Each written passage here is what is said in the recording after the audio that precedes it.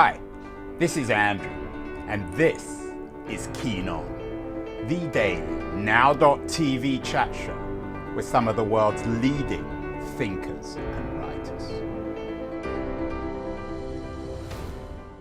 Hello, everybody. It is Thursday, March the 28th, 2024, one day before Good Friday and Easter weekend. Last week, we had the British academic Chris French on the show. He's an expert on what he calls the science of weird shit, why our minds conjure the paranormal. That's at least the subtitle of his new book, The Science of Weird Shit. And of course, Easter itself, at least for non-believers, is the weirdest of weird shit. The idea of resurrection, of death and then resurrection has become one of the central tenets of this monotheistic creed. Very interesting idea. One woman who has spent much of her career as an academic, another British academic, Candida Moss, studying the idea of the resurrection. She's the author of all sorts of interesting books, including Divine Bodies, Resurrecting Perfection in the New Testament and Early Christianity, Resurrection and the Afterlife in the New Testament. She has a new book out. Very interesting thesis this week. God's ghostwriters, enslaved Christians and the making of the Bible. And Candida Moss, who oddly enough teaches at Birmingham University in the UK, or the University of Birmingham as it's like to be called, but lives on the Upper East Side of New York, is joining us. Candida, congratulations on the new book. Chris French, of course, is not a believer. This idea of weird shit in religion, Chris and I talked about it when I interviewed him about his new book. Is the idea of the resurrection, at least for non-believers, is it exhibit A of weird shit? Absolutely. If you're a modern non-believer, the resurrection of a dead body makes almost no sense. You'd have to assume that the person wasn't really dead when they were buried. In fact, in the 19th century, people did experiments to see if you were crucified, could you survive the experience and then possibly walk out of a tomb 3 days later? And the answer was yes, but it would be more like stumbling out of a tomb 3 days later. Your new book, God's Ghostwriters, is about the darkness of life in the Roman Empire, in part. I wonder why anyone in this world would want to be resurrected. Isn't death a better option than living in a world full of slavery and abuse and poverty and sickness? Well, if you're resurrected in this world, then you're probably right. It wouldn't be so great. But in Christian tradition, the sort of general resurrection of everyone, that takes place at the end of time. And in the earliest accounts of what that will look like, it's much more like a party here on earth. You know, there's unlimited food.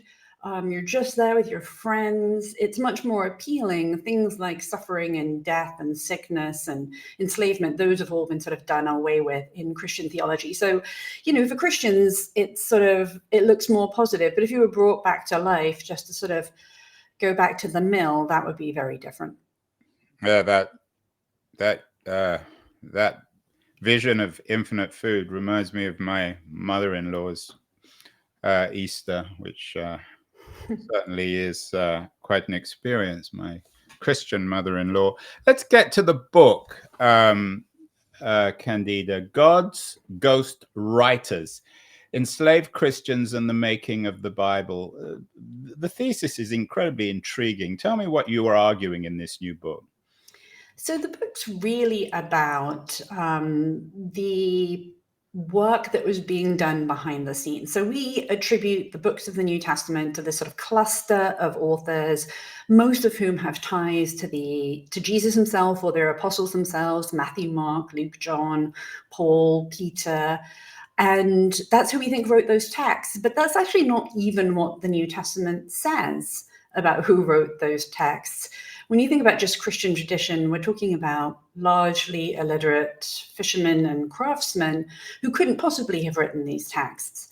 And so they would have needed to have used other people to read and write. And that was really common in antiquity because very few people had been educated. Even those people who had been educated often needed glasses and didn't have them. And people who hadn't been educated would then turn to others who they would rent to read and write for them. And most of those people were enslaved or had been enslaved formerly in their life. It's an interesting thesis, but so what? So if the formal people we associate with the Bible didn't quote unquote write it, and the fact that it was written by slaves and artisans and perhaps even women, what does that tell us? Does it reflect perhaps the message, the arguments, the nature of the Bible? Were they actually writing it, or were they transcribing it, in your view? So they were definitely taking dictation, and I spent a lot of work looking into that and how that worked. And dictation wasn't like dictation today. It's very fluid and active. So they would have participated in the writing of these texts. And then in copying them, they would have made changes. In reading them aloud, they would have really interpreted those texts. So I do think they were actively involved. It makes a difference, obviously, to Christians. If you're a Christian and now you learn there's a whole group of other people who are involved in writing the most important text in your world, you could see why that would suddenly be very important. You'd want to know more about them.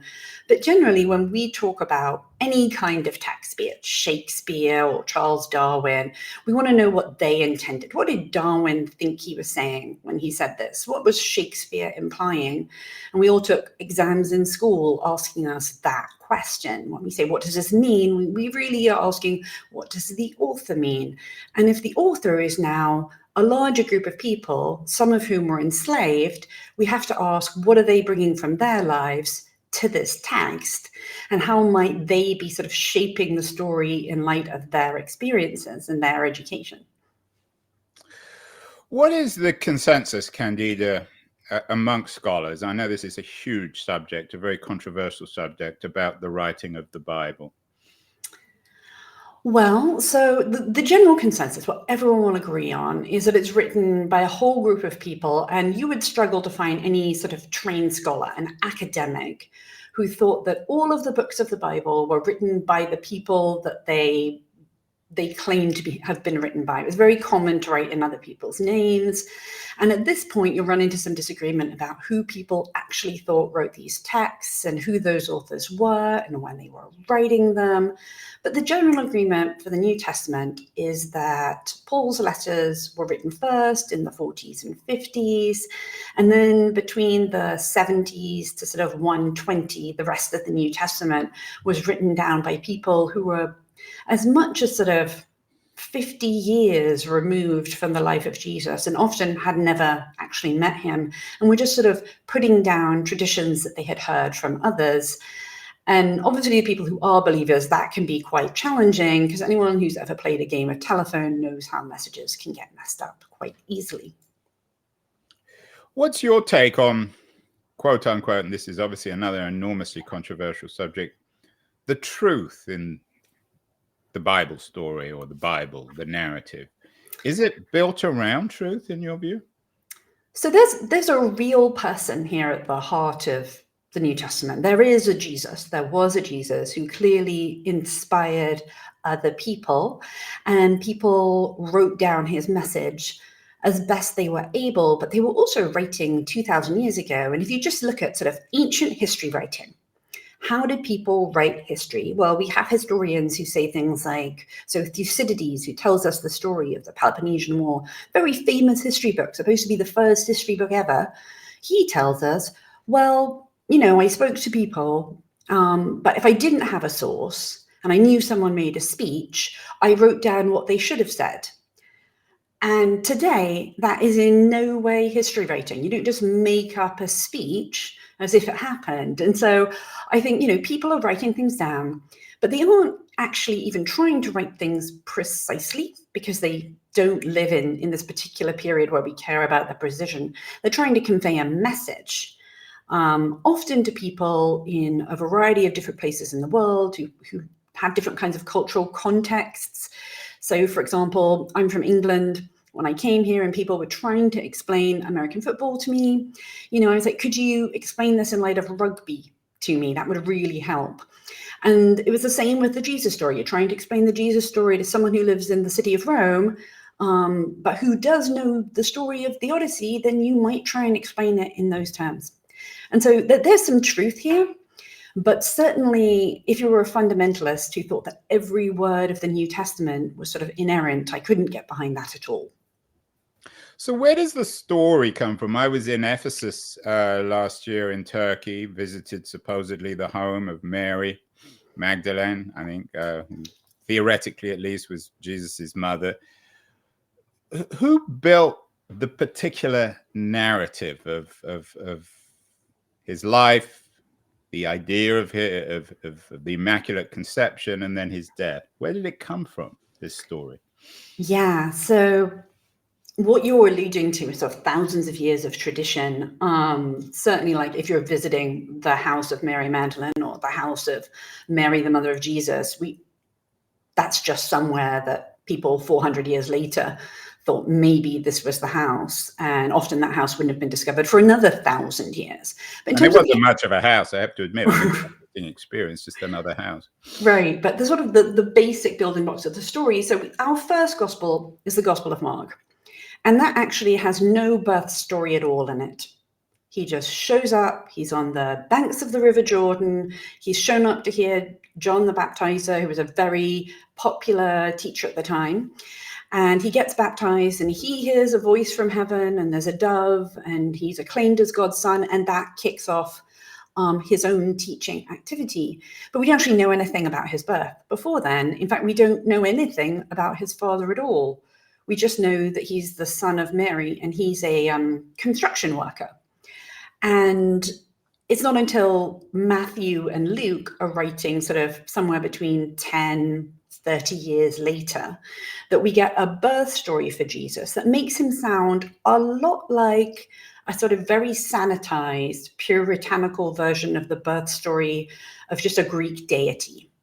So instead of Zeus having relations with a human woman and a demigod being born, you have sort of this kind of Holy Spirit infused conception project. And then Mary gives birth to a child, even though she hadn't had sex. Fun fact, the Immaculate Conception actually refers to the conception of Mary, the mother of Jesus, but no one knows that. I once had to fight with an editor about it.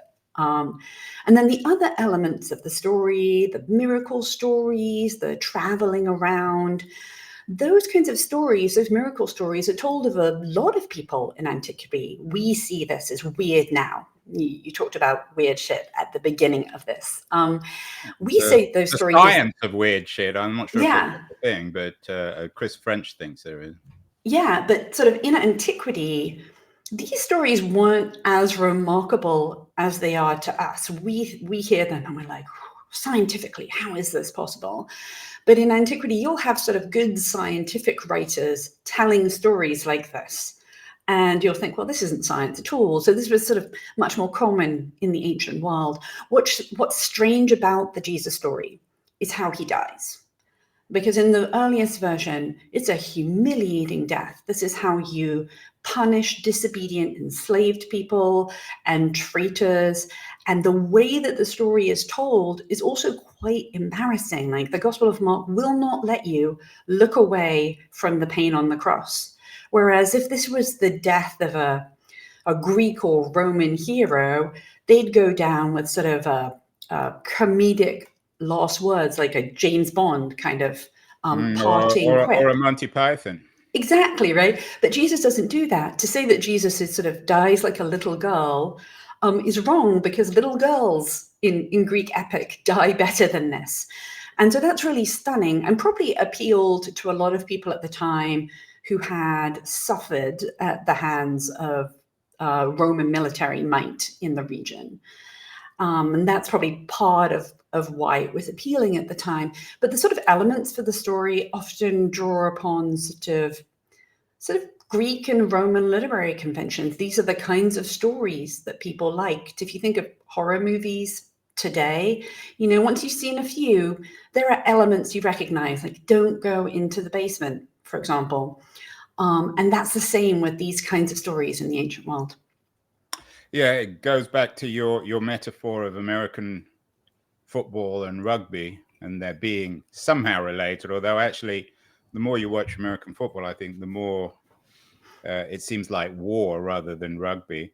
This is true. And of course, it's called American football, but it's nothing like the football that everyone else calls football around the world. So coming back to these narratives, the Jesus story is one where God comes down to earth in the conventional sense. It has, I guess, an element of Roman Stoicism in it. Mm-hmm. What about Greek philosophy and politics? You imply, you get us to a little bit of politics in terms of his death on the cross as a consequence of perhaps some political events or some sociological suffering. Is the Jesus story in any way borrowed from political philosophy of antiquity, whether it's the Greeks in particular, of course? I mean, there's certainly a Socratic element here. In some ways, the figure of Jesus brings to mind the figure of Socrates and his own death. And then, of course, some of the Roman political philosophies of turning away from the world. I mean, maybe they're not political philosophies, they're apolitical philosophies. Yeah, the death of Socrates, definitely. The Gospel of Luke's version of the Easter story is deeply influenced by Socrates and how he dies. Definitely, Jesus in that story becomes a lot more stoic, a lot more self-controlled, almost funny the way Socrates is. And so that's certainly the case. But so I know this is a word that you've spent a lot of time thinking about, very much of a martyr. That's right. And for Christians, the Jesus story obviously becomes sort of building block for describing the deaths of other Christians who die like him. And they also borrow from Socratic tradition. Before the death of Jesus, you already have a kind of martyrdom idea out there in Greek philosophy, in ancient Jewish literature with the Maccabees, and just in the deaths of sort of Roman generals and, you know, heroes from the Trojan War. There are a lot of people who had thought about what it means to die well. And Jesus may become sort of the first martyr figure and the most iconic martyr figure for Christianity. But there were lots of people who bought into the idea that you should be willing to suffer and die for something you believe in. Yeah, and of course, much has been made. You yourself have studied this, the persecution of the Christians. Perhaps one of the reasons why they were so violently persecuted by the Romans was that it was a challenge on certain narratives of antiquity. Perhaps it was a defense of the gods. Yeah, I mean, I've written, 3 books about martyrdom and persecution, so I have thought about it quite a bit. I think that the Romans, they don't really persecute Christians in the sense of seeking them out for quite some time. But when they come across them and they talk to Christians sound enormously countercultural. So when you have a Roman judge in a courtroom, as you do in the middle of the 2nd century, there's this group of Christian sort of philosophically interested people in his courtroom, led by this man named Justin. And one of them is an imperial slave. And this enslaved imperial worker says, I was an imperial slave, but I've been freed by Christ. Maybe he means it metaphorically, but to a Roman judge, that's a pretty big challenge to power. If another one says, oh, I have an emperor, he's the emperor of the universe, he's Christ, that sounds like treason to a Roman judge. And, you punish traitors with execution. So from a Roman perspective, they were just very annoying. And you really can't let people get away with saying things like this. And also it probably adds to Christian sense of the truth or significance of its own narrative. If they were persecuted, if they weren't, then people wouldn't have taken them as seriously. Absolutely. Christianity, begins to develop this idea that they get from the death of Jesus that being persecuted is a sign that you're right and a sign that God supports you. And that idea continues all the way into the present. Some people might suggest it's a history of sadomasochism. Anyway, that's another subject, another show, another book. We're talking with Candida Moss, one of the world's leading scholars of Christianity. She has a fascinating new book out, God's Ghost Writers. I want to thank not God's Ghost Writers, but my friends at Liberties, a quarterly journal of culture and politics, for they're not rewriting the Bible, but they're doing a good job in terms of writing about culture and politics, and they support this show. Going to run a short feature on Liberties, and then we'll be back with Candida Moss to talk about God's ghostwriters, and particularly the role of enslaved Christianities and the idea of slavery in the making of the Bible and of Christianity. So don't go away, anyone. We're all watching you. God is ubiquitous. News, the noise, there is nuance, insight. Liberties is not just a journal of ideas. It's a meteor of intelligent substance. It's the place to be for engaged citizens. Politics, opinion, substance. Liberties is a triumph for freedom of thought. A quarterly of urgency, of cultural exploration, of intellectual delight, of immaculate prose. It's invaluable. Subscribe now or find Liberties at your favorite bookseller. And you can subscribe to Liberties at libertiesjournal.com. We are speaking with Candida Moss, the author of God's Ghostwriters, fascinating new book out about the making of the Bible and the role of enslaved Christians in its writing. Candida, when I saw the title of the book, it occurred to me that someone had come up with this thesis more than 100 years ago. The idea of the master-slave morality at the heart of Christianity was something that Nietzsche suggested, not perhaps as historically as you did in his On the Genealogy of Morality. Is there a Nietzschean quality, at least, to this interpretation of the writing of the Bible? Yeah, so Nietzsche's theory. I mean, he's right in as much as enslaved people played valuable roles in the rise of Christianity, and what he's really talking about isn't the sort of historical fact of enslaved Christians and their roles. He's talking about the fact that Christianity is a sort of a set of cultural values, encodes this sort of master-slave morality that he certainly doesn't really support, and others have also seen as somehow deficient, not powerful enough. You know, when you think of Nietzsche, you think of will to power. And Christianity certainly does it cherishes people who are suffering. It cares about the downtrodden. It wants to see people care for widows and orphans. So these are the kinds of values that you find encoded in the New Testament. The most consistent message in the New Testament is care for the poor. And so that's really what he is talking about. And you can see those values as deriving from the enslaved people involved in Christianity. They were also values that were shared by prophets in the Hebrew Bible as well. So Christianity doesn't have a monopoly on care for the downtrodden. Slavery, of course, has a particularly racialized meaning in America. But in Rome, and perhaps you can talk about this a little bit, slavery wasn't racial. I mean, there was perhaps a racialized element, but it wasn't solely racial. And it was much more ubiquitous than even slavery in 18th century America. Perhaps you might talk a little bit about what slavery was in Rome and the role of what you call enslaved Christians in the writing of the Bible.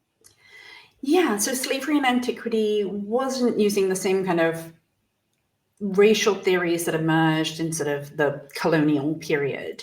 But Roman slavery, because it was driven primarily by war, it did mean that it might incidentally take on sort of phenotypical contours, by which I mean sort of when Julius Caesar conquers modern-day France, Gaul, in the 1st century BCE, 1 million Celts were enslaved, and they became famous for their sort of red, wavy locks. So you could have certain kinds of bodily characteristics associated with enslavement, but it wasn't race-based in the way that modern slavery is. It was more about status and power. And So you have a lot of people who are enslaved, but unlike sort of Atlantic slavery, which is what we tend to think of, when we think of slavery, they did educate their enslaved workers. And there are a number of reasons for that. They don't have electricity. And I think anyone who gets to a certain age knows it's actually quite hard to see at night. They don't have glasses, which means anyone with congenital visual problems or age-related vision loss would not be able to read or write at a certain age.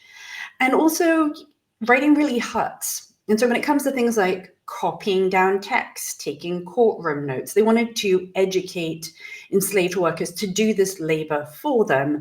They find it more pleasant to be read to than to read for themselves. And this means that when it came to people who were doing the work of reading and writing, most of those people were enslaved or had been enslaved earlier in their life and had then been set free later on. And what that means is that for anything that's being written down or copied or read aloud, most of those things are being read or copied or read aloud by enslaved people. And that is as true for early Christianity as it is for inhabitants of the Roman Empire in general. It's a fascinating idea, Candida, because of course it's the reverse of the situation of literacy and books in the medieval world, where you had these scribes, monks, whose power was perhaps rooted in their ability to read and write. How did this intersect with power? Was it a reflection of powerlessness? And it's a very radical, I have to come this, rewriting of the history of writing and reading. Yeah, so, it's interesting. The medieval scribes also complain about the labor of reading and writing. They say it causes kidney problems, among many other issues that they get. But when it comes to sort of the status and power, being able to read and write is a real status marker, which is why if you've ever been to Pompeii, you'll see sort of images of people holding scrolls and books and pens. But that doesn't mean you want to do the work. Even if you've learned to read or write, that doesn't mean you want to actually do it. And as far as they're concerned, and we sort of have this idea too, you're the author of something if you authorized it. So if you write something and you dictate it to someone else, regardless of how much work they do, if that person's enslaved, you get to take credit for their work, just in the same way as people do in companies today. And, we've all had that experience of someone taking credit for our idea. It's quite frustrating. But in the Roman world, you're the author if you authorize it. You don't have to write it down yourself. And so there is a lot of status attached to literacy, but they see the enslaved workers doing the sort of actual hard grind as sort of mindless extensions of themselves, as tools or body parts. The word amanuensis for a secretary, the Latin, which we still use today, comes from the Latin for manus, a hand. And it really conveys this idea that your secretary is just your hand, but they're just walking around. And so even if they're doing the work, you still feel that you wrote it. And that's sort of one of the way they're obscured. Was it considered, borrowing another word from Chris French, was it considered shit work, this transcription of other people's ideas? Well, copying was considered that kind of work. Copying is sort of so awful that no one would want to do it. Writing in shorthand is seen as sort of degrading, they say. So that kind of labor is considered bad. But also sort of, they don't even really think that those people are doing anything. If an enslaved person tried to be an author, they would then say that they're incapable of doing that. They just don't have those intellectual skills, and they would describe that as shoddy. If your thesis, Candida, is correct, what does this tell us about Christianity? Does it give us, at least in our perhaps obsession with slavery these days, more dignity, more truth, more meaning to Christianity? Does it tell us anything new about this monotheistic faith? It tells us a lot of new things about what the message of the Bible is, what these stories are actually about, and who's responsible for them. Christians obsess over every word of Scripture. You have a participle, you mistranslate it, and boom, you have another denomination of Protestantism all of a sudden. And this has happened. So, every word is important historically for Christians. So there are really high stakes there. And once you change who you think the authors are, you start reading those stories very, very differently. I wouldn't say that the presence of enslaved workers in antiquity and the role of disseminating Christianity is somehow dignifying Christianity. Christianity doesn't ban slavery. They have enslaved workers, and they continue to have enslaved workers. The Bible played a huge role in perpetuating slavery, certainly in the debates in the American South. So it doesn't at all let Christianity off the hook to have them involved. And really, as a book, it's about invisible labor and about what looking at those people does to our understanding of history and writing in antiquity and what the Bible actually has to say. Speaking, Candida, of invisible labor, the New York Times review, you got a very nice New York Times review this week, as the New York Times always does, makes your book relevant in terms of the contemporary age, maybe even the age of our precariat, essential workers, emotional labor, precarity, the review talks about. Does this, or your interpretation of this rereading or rewriting of the Bible, does it tell us anything about the America of the 2020s? Certainly for me, those were things that occurred to me when I was working on the book. I wrote it in the pandemic, and I'm in New York City, and like everyone, I stayed home. I felt really good about myself. I'm like a good moral person because I stayed home so that we didn't spread the virus. And I actually had to because I'm immunocompromised. So I'm feeling really good about myself. But the reason I can do that is because I'm having things delivered. And when I talk about that, I say Amazon delivered whatever. But Amazon is sort of a multinational conglomerate. It doesn't actually, it's not a person. It didn't deliver anything to me. That was a person who was put in harm's way on my behalf so I could have, toilet paper or potentially mascara. So we do a number of these sort of rhetorical moves that the Romans do. We do that too. We kind of obscure what we consider to be low status labor as well. And so for me, it did make me think about how I was talking about things. When we talk about having, our kitchen redone, we say, oh, I'm redoing my kitchen. But like most people are not renovating their own kitchen. They're paying people to do that. And even if they make decisions about cabinets or appliances, there are so many other decisions that are being made by other people who are specialists. And we do that in the present. We should probably think more about that. So rather, when we read the Bible and go to these ceremonies over the weekend, we should be thinking not about the blood of Christ, but the blood of the writers of the Bible. We should certainly be thinking about the many, which is what the Jesus story wanted us to think about, the many other people who experienced casual violence in the ancient world. And we should be asking ourselves what this meant to the people who wrote it and why this was important to them. It's a wonderful story, isn't it? I mean, whether or not you believe it, Candida, and it's astonishing that it caught on. That we're still arguing about it, that you've built a career like so many other people on interpreting and reinterpreting the Bible. Will this go on forever? Is it going to go away one day? A lot of people thought in the 19th century that it would, but it doesn't seem to have. Yeah, I mean, Christianity shouldn't have succeeded. There were many other people who claimed to be the Messiah in first century Judea who were then executed as Jesus was, who had much bigger followings. And being executed in this way, this should really put a stop to a movement. It's really stunning that it survived, that it grew, that it took over the world and became the most powerful religion in the world for such a long period of time. Will it go on forever? Things always feel inevitable when you're in them. There have been many moments, in the 19th century, in the 1950s, where people have proclaimed the death of Christianity, and it's certainly on the decline in developed countries. So certainly Christianity is now in a position where it has to share, particularly with agnostics and atheists. I don't think it's going anywhere within our lifetime, that's for sure. Forever is a long time. I hope your book will piss people off. I mean, any good book will piss people off. Of course, the evangelical movement in the US is very strong and very conservative, often associated with Donald Trump and his Trumpian wing of the Republican Party, a very white, perhaps white working class wing.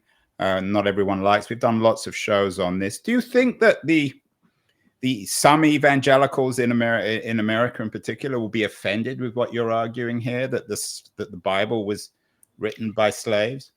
I think they will, and I think part of the reason for that is, I've done a lot of work that has annoyed them before. So I don't think that good work, Candida. We applaud you for that. Thank you. So I think that I'm not exactly a trusted friend. I don't think it should, but I think it will, because people don't like thinking about things in new ways or being challenged to think about things in new ways. So even though I don't think this idea should be threatening, and the idea that the Bible was collaboratively authored with enslaved people is only a problem if you really think enslaved people are lesser than other human beings, that doesn't mean there won't be people who are offended by it, because, people don't like being challenged. Final question. Of course, Christianity wasn't the only faith those days. There was also Judaism, which perhaps Christianity was a fragment of, a splinter of. We got a show next week with Shay Held, a new book, Judaism is About Love, which has been very well reviewed, controversial as well. A couple of final questions. How does this all fit in with the original monotheistic creed, Judaism? And how does it play out in terms of love, which often is seen as the central ideological tenet of Christianity? Yeah, so Christianity does start out as just a sort of branch of Judaism.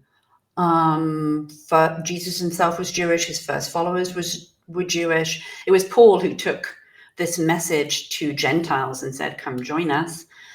Not that Judaism was particularly, delighted with the emergence of Christianity. It wasn't even until the end of the first century that they were being called Christians.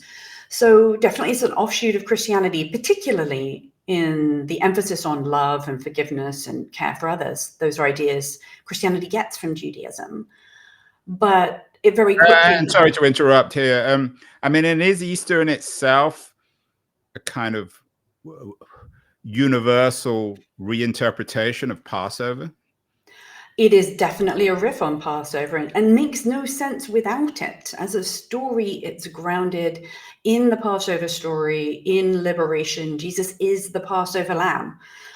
Without that, so many elements of Christian tradition wouldn't exist. But it is a story that we could say is universal, but there are stories in other traditions that are universal too.